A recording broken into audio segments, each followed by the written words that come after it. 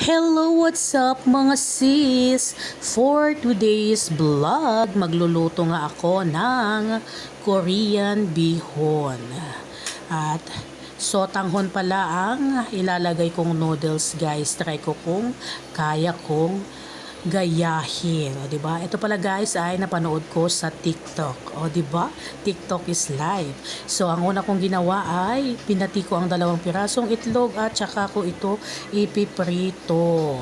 Dahil ito ang aking isasahog sa pansit na ito.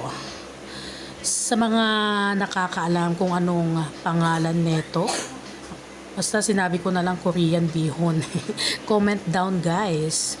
At syempre nagisa na nga ako ng sibuyas at bawang. At syempre gigisa ko na din ang gulay nito. Ang repolyo, carrots at beans.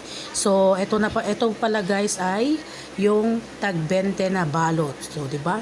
Napakamura kaysa bumili ka sa tingi-tingi. Kay mahal-mahal ng mga gulay. So, ayun na nga, pinakuluan ko na nga ang sotanghon at syempre nilagay ko na ang toyo, paminta at magic sarap para lalo pa itong lumasa. At syempre ilagay na natin ang niluto nating itlog, scrambled egg, aka nga nila. Tsaka natin ito halu-haluin. Siyempre, ilalagay na natin ang napakaluang sotanghon. At siyempre, halu-haluin natin ito. Ilagay ang oyster sauce para mas lalo pa itong lumasa. Tadan!